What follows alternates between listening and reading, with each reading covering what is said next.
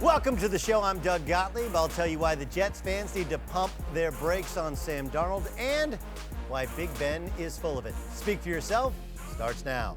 All right, hello and welcome. Cowherd and Whitlock are off. I'm joined today by Super Bowl champion Greg Jennings, Fox NFL golf analyst Holly Saunders, and the founder of the Big Lead, Mr. IG himself, Jason McIntyre. Good to see you with a shirt on. Thank you, Doug. Great to be here. Nice. All right, let's start with Tiger Woods, shall we, kids? Who looks like he might actually be back for real this time. Tiger shot a thrilling final round 64 at the PGA Championship on Sunday. Good enough for second place. Just 2 shots behind the man of steel, Brooks Koepka. Afterwards, the man who once said second place stinks was actually singing a different tune. Or if I didn't even play. And so each tournament brought about its own challenges. And I didn't know what the number was going to be this year. I didn't know how I was going to play. And so at the beginning of the year, if you just said, yeah, I would have a legit chance to win the last 2 major championships, with what swing? I didn't have a swing at the time. You know, I had no speed. I didn't have a golf swing. I didn't have, my short game wasn't quite there yet. You know, my putting was okay, but, I hadn't played in 2 years. And so it's been a hell of a process this year. It's really remarkable to see a guy have perspective, right? Because we lose, but he was a guy who lacked that perspective for so long. To see him have it is kind of a weird thing. But guys, I watched yesterday, and I think you all did as well. I thought he won the day. I know Koepka won the tournament. I know Koepka won the tournament the way that Tiger used to win tournaments at times, by just out-driving people. But man, it sure felt like he won the day, because think of how many times really educated golf people said, it's over. You know, whether it was the fact that he kept switching swing coaches, whether it was the chipping yips, the back, heck, the DUI, which wasn't that long ago. You go back to February of this year, just down the road at Riviera, he didn't make the cut.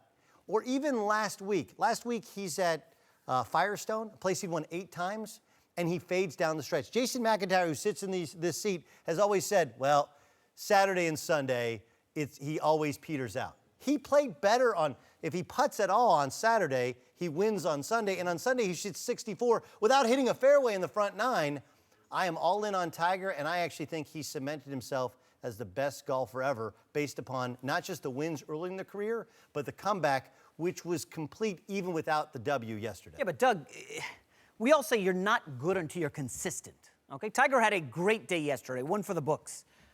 You know, he missed the cut at the U.S. Open 2 months ago, right? This is a guy who's turning 43 in December, okay? Tiger Woods is getting up there in age. In the last 20 years, I looked this up.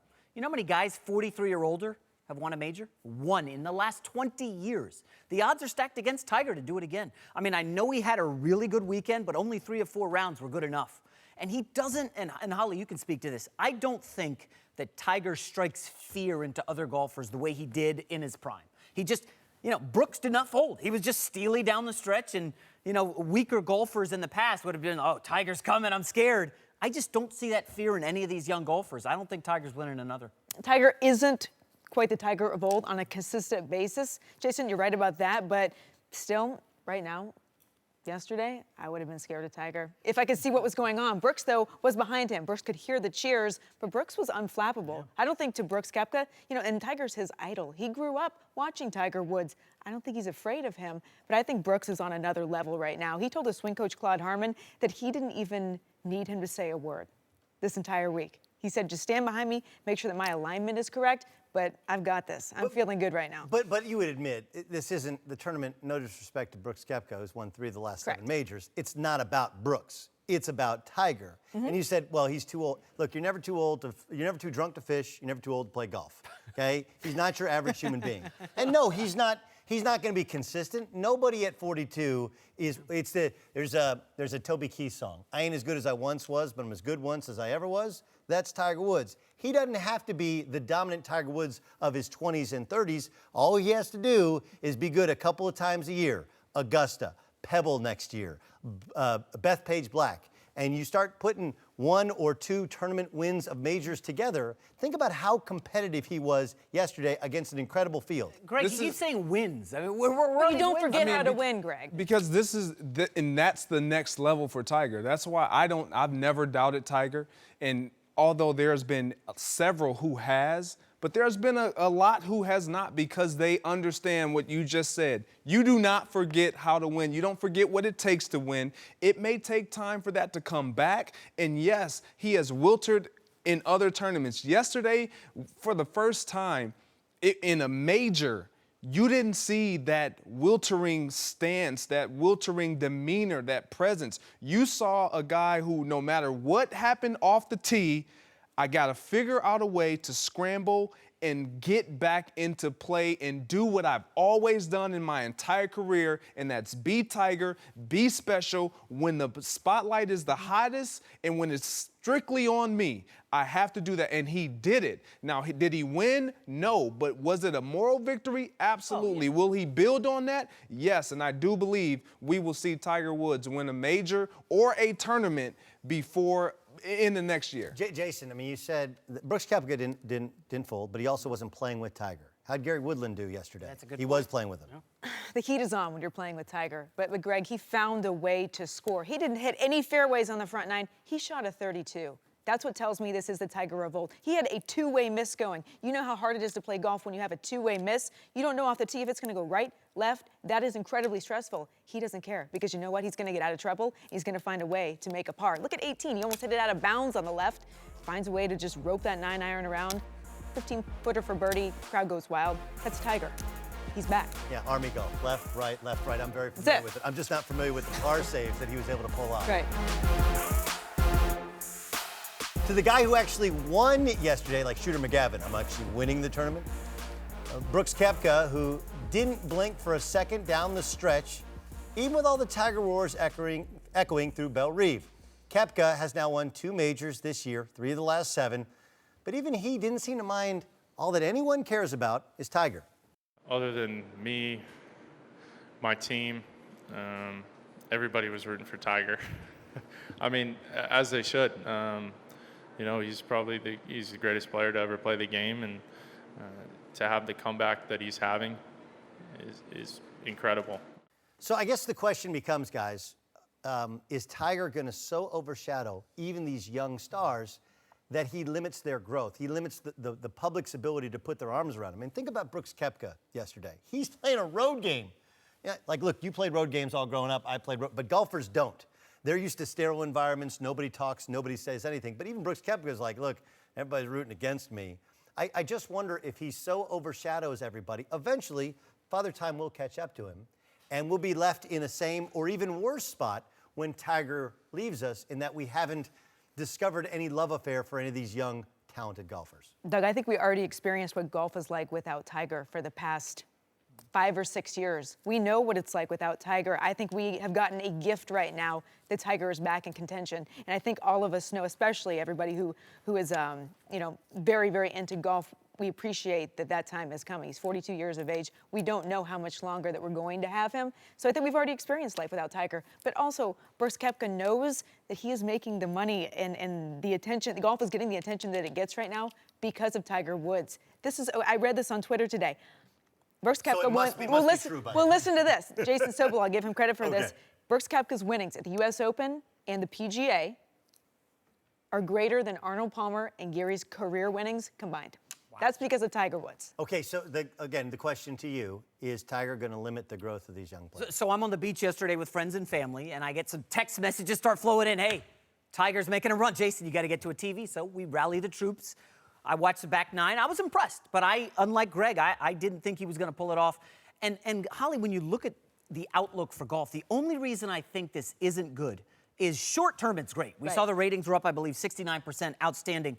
But how long do we keep seeing Rory and Jordan and even Brooks in Tiger's shadow and in their prime now, right? In their 20s, when they should be dominating and winning. And Tiger, as you said, won the day. I just wonder, how long do we wait for Tiger to win a major? Do we wait 5 years? Do we wait 10? When are we going to give these young guys a chance to really pop and be marketable stars that they should be? Look, as a kid, as young kids, we've all had that moment where we played like King of the Mountain or whatever. You always wanted to be on top.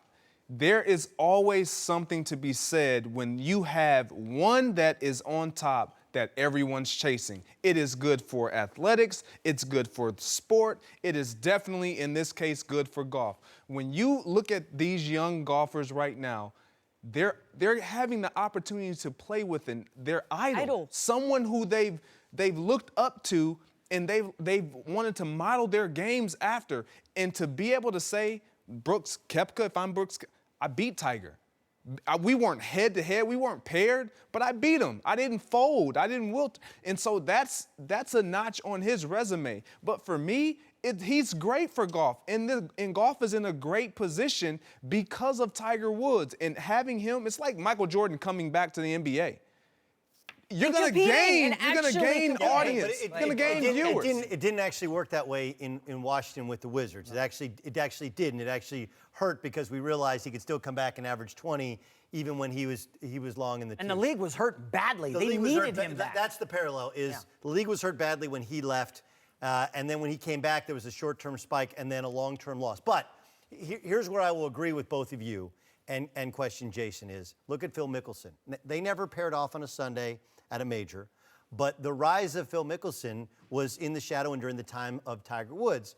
Tiger Woods, by many accounts, wasn't well liked. I mean, it was very polarizing during his initial rise. Whereas Phil Mickelson was a guy who on tour wasn't well liked, but the American public thought he's more like me and you. When you say well liked, you mean media, right? No, by Tiger? No, Yeah, I would say Tiger didn't like the media. He feuded with the media. He barely gave them access. I don't think it was just the media. Some golf people didn't like how he cursed.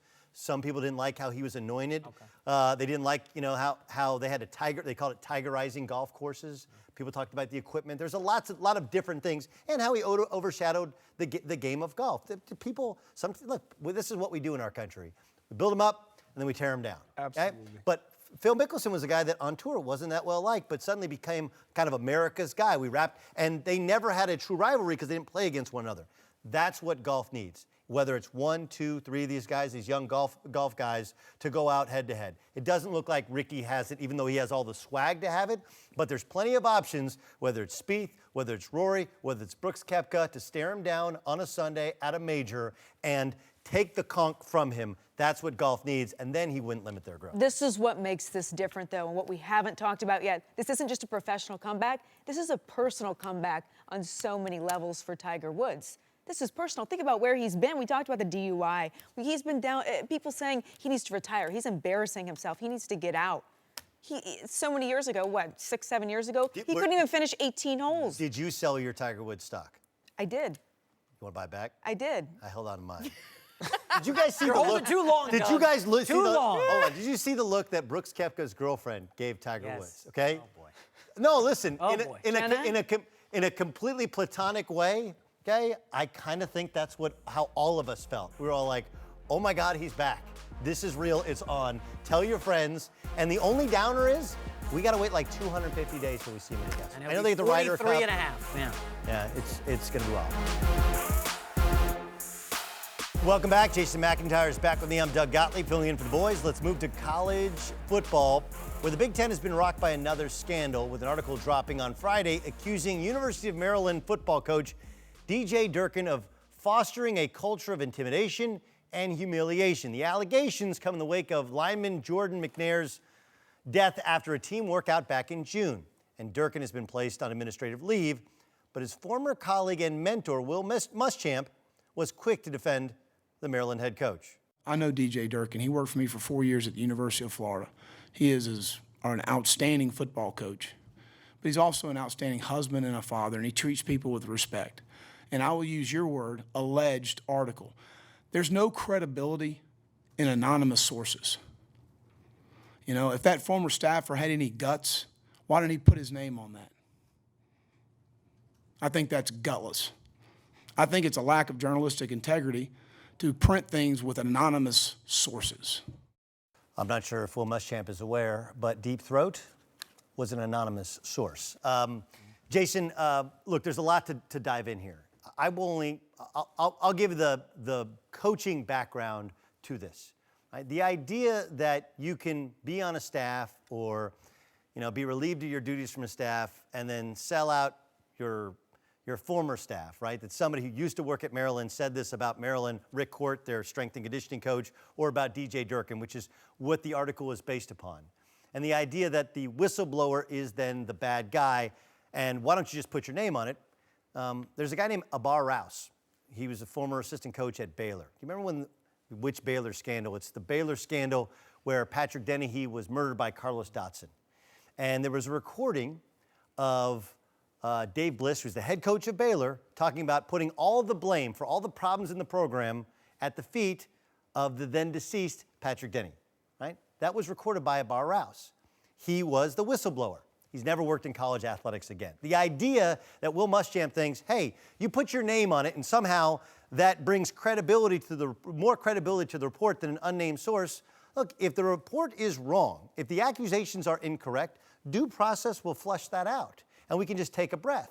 And I understand that he's defending a mentee and a friend, but he's not at Maryland. All he should say is, listen, the tragic death of Jordan McNair is awful, and it makes us want to double back on our efforts to make sure the student athletes are protected, right?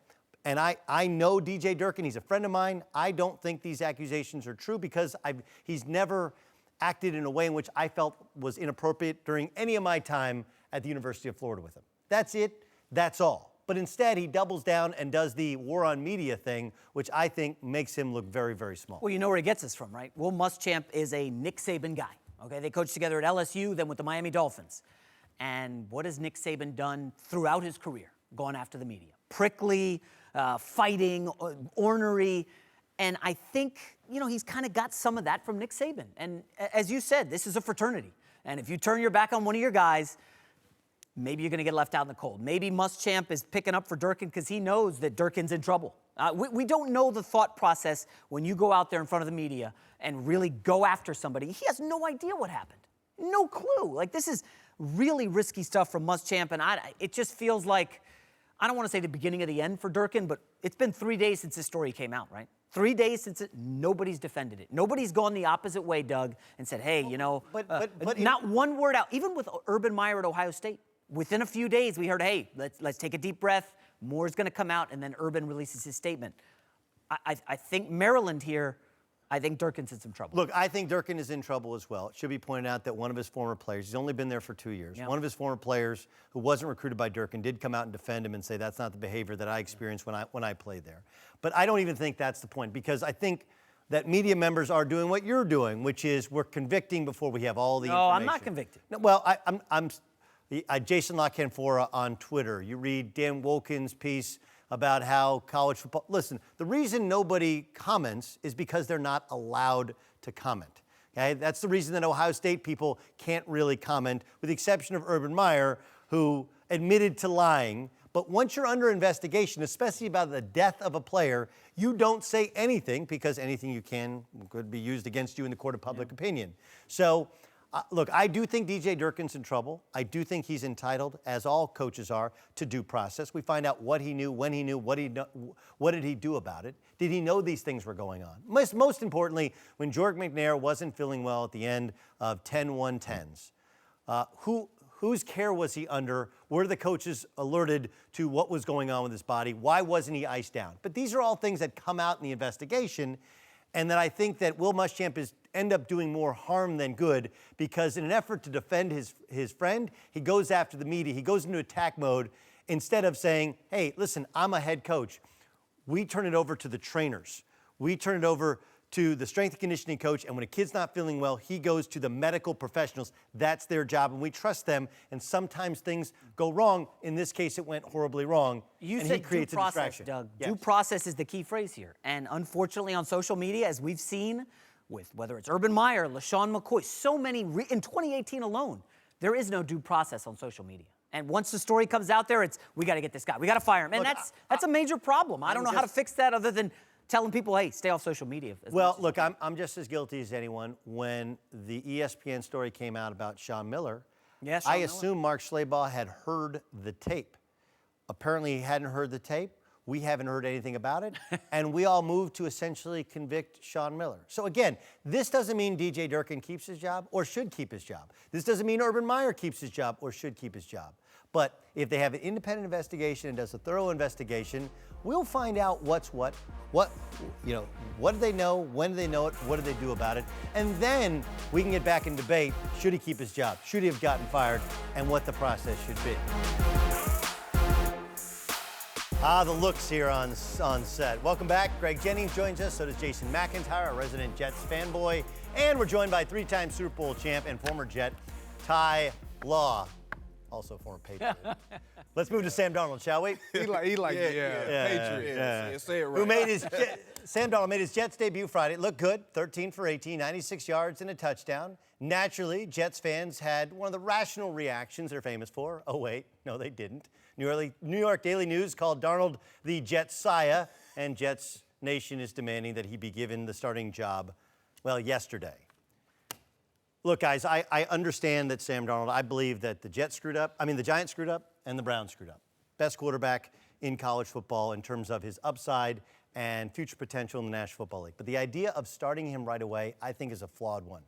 Tom Brady, Aaron Rodgers, two best quarterbacks in football, they didn't start right away, and they were playing in better franchises than Sam Darnold is playing in. They played 3 games in the first 10 days of the season. And once you start him, you can't take him out. You have 2 viable options in front of him. I mean, look at Teddy Bridgewater, who's their backup.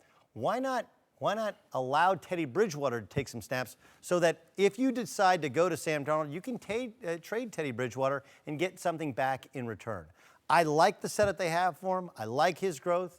He's only had 8 days of practice after missing the first 3. I'm not down on Sam Darnold, but I feel like this is the Jets doing the Jets thing. Oh. Hey, we found a way to luck into Sam Darnold, so let's throw him out there before he's ready to prove that we outdrafted the Giants. Very good points. I will say the Teddy Bridgewater trade thing is great. But here's why you need to start Darnold. If you look at the schedule, Doug, they open with the Detroit Lions, followed by Miami Dolphins, and then the Cleveland Browns. By almost every metric, those are bottom 10 pass defenses in the league. There is no better runway for Sam Darnold to start the season than against these 3 jokers. Okay? Now, you want to say, oh, let's wait till December. Maybe we'll ease him in. You're going to put California kid Sam Darnold in to go to Buffalo in the first game in December or late December in New England? I don't think there's a right time to say, let's start him then. The word I'm hearing out of Jets camp, Ty, we'll get to you in a sec, is that Darnold has done things in practice. And I was sitting with somebody recently who showed me videos of practice. Darnold putting the ball in places that they didn't think he could. Okay? Perfect window passes. They've been blown away by him, and that's why the chatter right now is Sam Darnold could start preseason game number 2. Look, guys, what are we waiting for? I mean, you drafted this kid to be the future. You brought Teddy Bridgewater in on a 1-year deal, basically, and you drafted this kid 3rd overall to be the future of your franchise. What are we waiting for? It's not like he's a Tom Brady situation where he's sitting behind already established Pro Bowler in Drew Bledsoe. We talk about Aaron Rodgers. He was sitting behind, you mentioned him, you referenced Aaron Rodgers. He's sitting behind Brett Favre. Sure.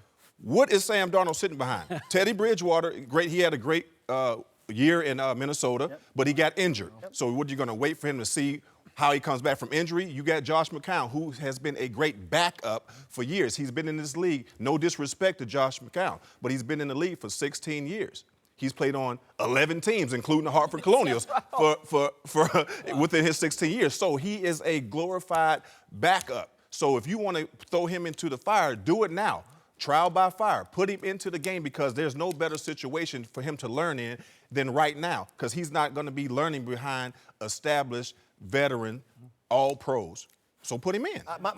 Look, I look and I say this is not a guy, though, that Baker Mayfield played 5 years in college, 4 years behind center. Started actually at Texas Tech before he transferred. So 3.5 years as a starter, as opposed to Darnold, who didn't start the first 3 games of his redshirt freshman year, then started all the rest of the games and started his sophomore year, and that's it. He's only 20 years old. I'm just concerned about bad habits, about the old David Carr effect, right? You mentioned on the radio show earlier today, like, you can't name any Jets. They need to walk around with name tags on. Like, I'm just worried about him taking a beating early on and that hurting his growth because, as Ty pointed out, he is your future. Your future is 10 or 15 years if you get the draft pick right. Don't need to rush it over a week or 2. I'm with you, Doug. And playing receiver, I understand the excitement that comes with drafting a quarterback, specifically when you don't have a Pro Bowler or a future Hall of Famer sitting in front of him. Then it's like, why wait? Well, this is why you wait. You wait because you have the option. You have a viable option still in front of him that can get the job done and make sure that he has an opportunity to continue to learn his way and to continue to study film, understand what the regular season is like, watch guys in practice, watch guys play on the field, know his personnel. To Doug's point, I said this on the herd earlier, I can't name another Jet skilled position. Come on, Craig, do some homework, buddy. It's my Jets. Look, I get that's why you know. But the fact that I don't want to put my young quarterback in a position right away to where he's the focal point and it's all on him. I need him to have support. You look at every other quarterback that got drafted this year that is probably going to play outside of Lamar Jackson, Baker Mayfield, guys around him, skill guys, running backs, offensive line, Josh Rosen, Larry Fitzgerald, David Johnson. Yeah. I mean, you have these safety valves. Sam Darnold has nothing. Right. So when you're in a position like that, Todd Bowles has to make the tough decision and say, fans, I know this is our future, but we just have to wait. Let me push back. What about Carson Wentz? What about Carson Wentz in Philly? They drafted him, said they're going to sit him for the whole season. Another quarterback in the league got injured. They traded their starter, said, let's get Carson Wentz in there. Carson Wentz had a good first year, remember? Right. Second year. He was the MVP until he got hurt. He had a good first 3 games, and then he struggled. Everybody stopped paying attention after the first 3 games. He pretty much Still trial by fire, though, as he But said. no matter what happens, this is New York, the New York Jets, the team that has not had much success No versus playoff New wins England. since No playoff. 2011. Exactly, no playoff wins. So guess what? Even next year, the year after, all the attention is going to be on him anyway, unless they bring in some big name free agent, running back, wide receiver to take the pressure off him. So let's get it out of the way, put him in the game, and let's move on. Here's the problem with it, though, okay? You guys both having been in New York is that your reputation does get cemented if you falter early. Yes. Now you may have you may sit there and go like, look, you know you play in this league long enough that dudes have to learn trial by fire. They're going to have bad first years. The problem is if you have a really bad first year, that's who you become in New York, and they want to move on to the next. That's how the New York sports fan thinks. That's how. Did Peyton Manning have a great first year? No. Yeah, but Peyton Manning wasn't 3 in New wins. York. And, So and what? this kid is it's not. about how you bounce back. NFL is not for long, no matter how you How look about at Mark it. Sanchez? AFC title the first 2 years. Where were the parades for Mark Sanchez? And he was Exactly. Jason, By year 3, awful. See ya. This team is not. This team. Look, part of it is Todd Bowles fighting for his job. I think that's why this and Cleveland, 2 really interesting situations. Fair. The difference in Cleveland is the head coach wasn't hired by the general manager, right? With 1 win in 2 years. Do you play the veteran, Tyrod Taylor, who's better than either of the 2 guys in New York? I'm not disputing that. Do you play him or do you play Mayfield? Do you play the future saying that's my best way to keep my job? Or do you play the guy that you know? I mean, listen, Josh McCown won 5 games last year, and the Jets, everyone thought they were going to be the team that didn't win a game, correct? We all thought they were tanking last year, and they didn't get the memo, and they won 5 games. So I'm with you. McNown's a viable backup. Johnny Manziel was quoted as saying, hey, I'd still be in the league if McNown would have been there during my first year. Sure, Johnny. No, the idea that he has great balance, he has great presence, he's somebody that you respect, teaches you how to watch film and do the right thing. I understand you want to throw him to the fire. I understand you learn more by playing than you do by watching. But this kid's 20 years old. He only started for 1 year and 3 quarters, and it is New York. The second it goes bad and he starts to spiral, it's not like Philly. You can't recover. Okay, but what if you make him wait? Let's say you make him wait, and the same thing happens when he waits his 2nd or 3rd year. Mentally, he's gone anyway. So put him out there right now. At least you got a built-in excuse and say he's a rookie, he's a young guy, he'll bounce back. But I'm telling you right now, you got to go out there and play the man because you have nobody in his way to stop his production. I'm like I say, he's not learning anything behind the 2 guys right now. All right, let's get to Jacksonville, where a fight at Jaguars practice led the team to suspend 2 players, Dante Fowler and Jalen Ramsey, for a week of training camp. Fowler was actually involved in the actual fight, while Ramsey picked a fight with the media, accosting a reporter who was recording the scuffle.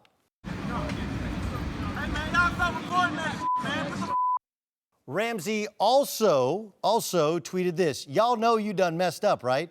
LOL. If y'all want a war, we got something for y'all. And I know the rest of y'all, you know who you are. Gonna read this too, just so you know. Hashtag lame-ass reporters. Ooh.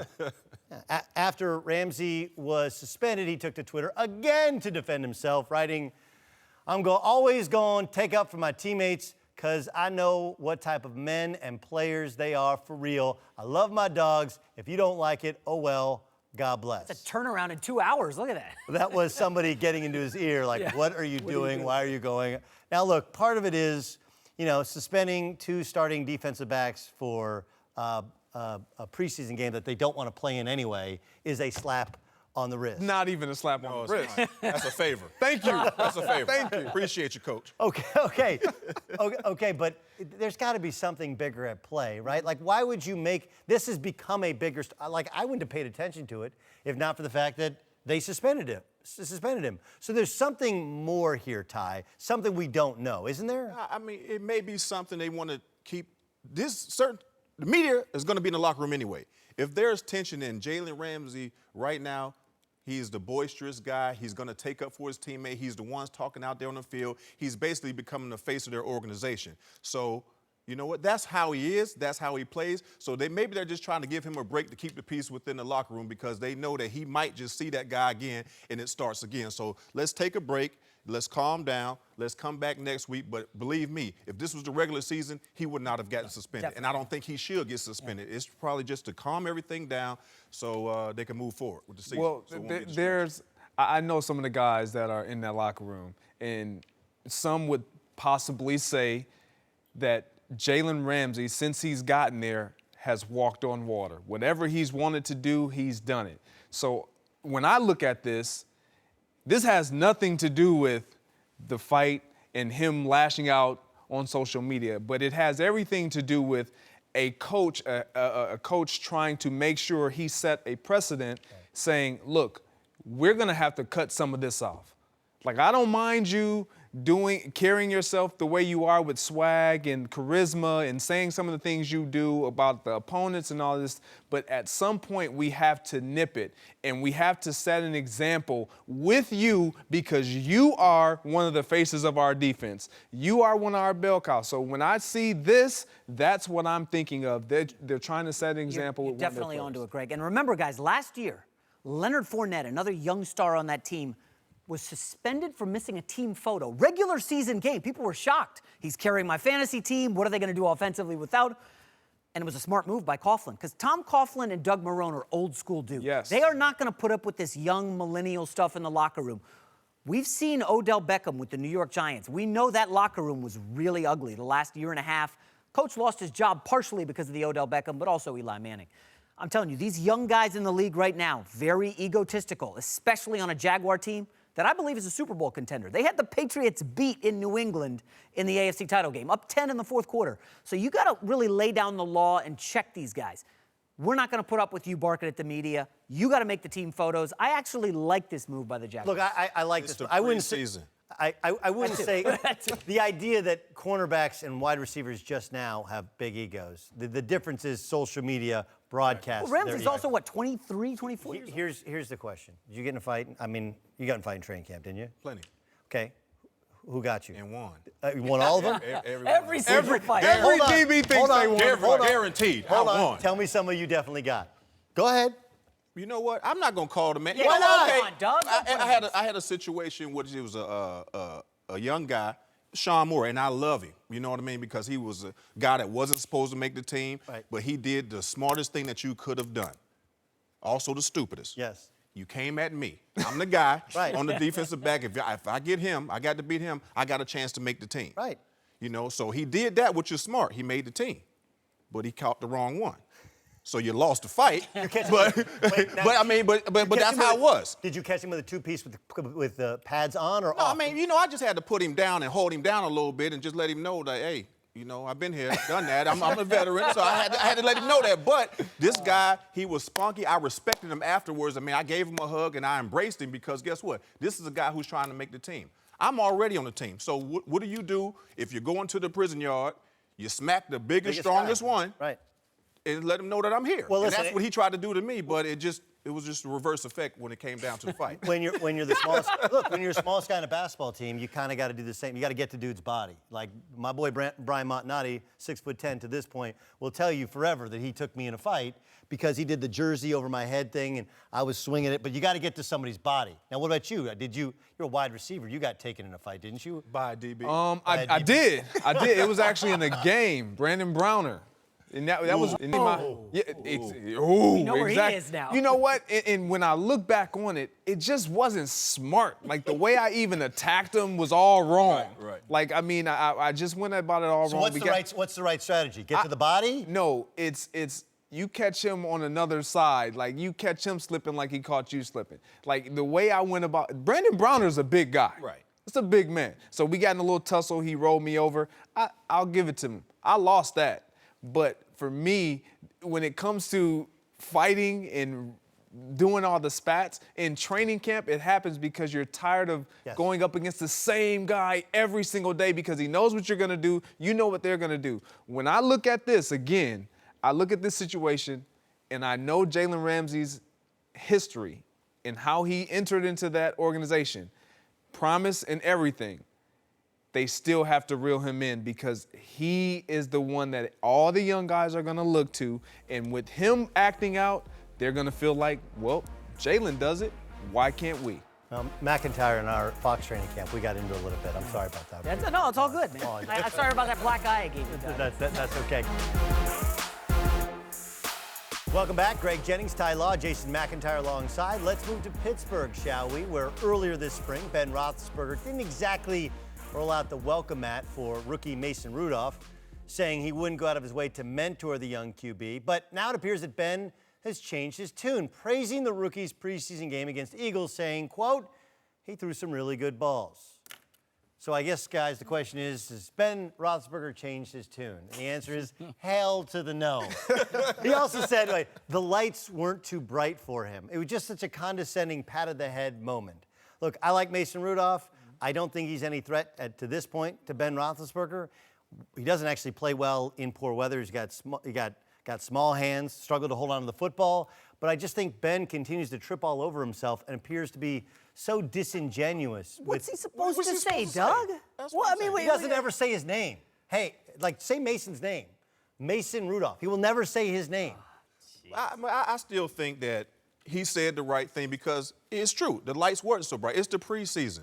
So what? I mean, you want to get, pumped up about a guy going out there completing a few passes against some of his old college rivalries. That means nothing in the preseason. You know what I mean? I know Ben Roethlisberger, he talked about the retirement, so he knows in his heart that eventually you're going to have to groom somebody else. Somebody else is going to come and replace you. But he's looking at all these new big contracts right now. He just want to let everybody know, because I guarantee you, once Ben signs his extension for however many years, 1 or 2 years, and get an extra $50, $60 million, he's going to embrace the young guy and say, let me show you how it is. But he's just trying to stay in position to get his money, to let everybody know that I am the guy that won the 2 Super Bowls. Do not forget, pay me one more time, and then I'll teach this guy how to play. Y'all can have him.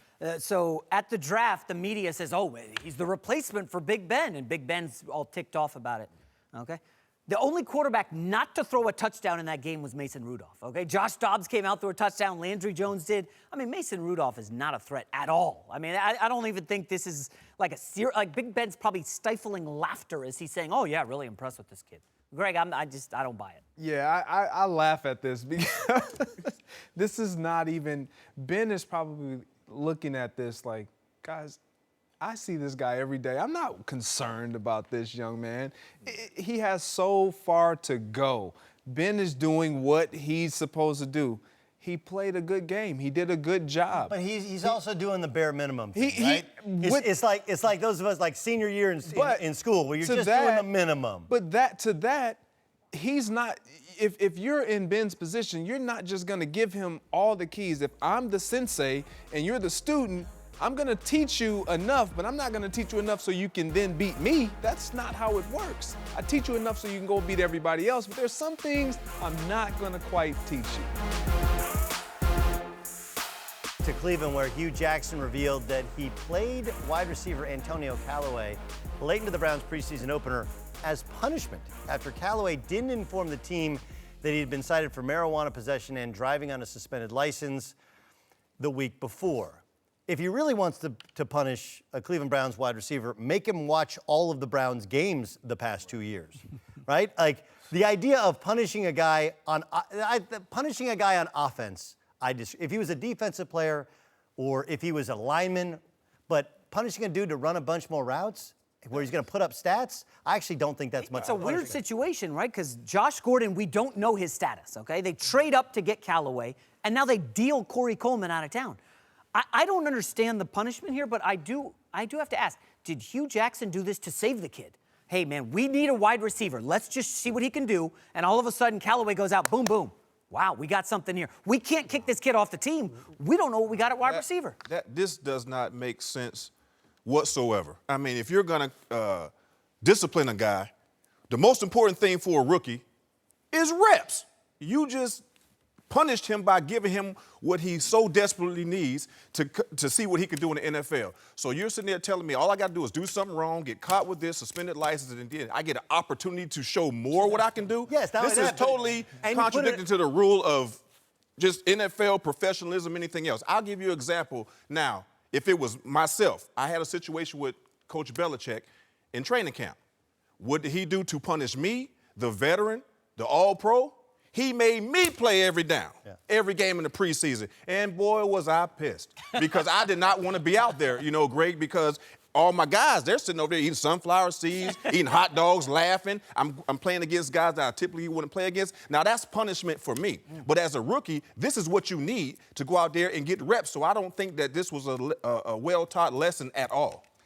I completely disagree. I actually like this approach because too often we see coaches or teams taking players' money, disciplining them in non-football related ways. Sometimes the best medicine is the medicine that can save you. Football can save this young man. We've seen what has happened with Josh Gordon. What he's saying is, young man, you are good enough to establish yourself in this league and make a career out of it. I'm going to keep you on this field and keep you out of that situation. This is where you can get out of this situation. When you look at other coaches, they may have sat him, not giving him an opportunity. That's not doing you any good. It's not doing the kid any good. Not the whole game. Yeah, but hold on. That's like your kid plays Fortnite too much. You're like, you know what? Stay up all night. Exactly. Play Fortnite all night. Wait, you don't like? We want you to keep you away from the candy. We'll give you candy every night so you OD on it. Like, no, dude. All his highlights in the 10-15 plays. And he's putting it on tape for any other team in case he gets cut. I wouldn't even let him out. He was tired. Welcome back, Jason McIntyre alongside. Let's move to Houston, where Carmelo Anthony will reportedly compete for a starting role with his new team, the Rockets. It became official, but he could come off the bench this season. McIntyre, are you buying Melo being okay with coming off the bench? Well, yeah, I'm buying it because it's not happening. They give away Trevor Ariza while they lose him in free agency and his backup. He's the best small forward on the roster. They've got to start him. And by the way, he has the greatest stat right now. He's never played a game as a reserve as an NBA player. Longest streak in the league. He should embrace being a bench player. P.J. Tucker at the 4, Gordon, Paul, Harden, Clint Capella. He'll dominate as a bench player. That's it for us. We'll argue on Twitter over it and tomorrow.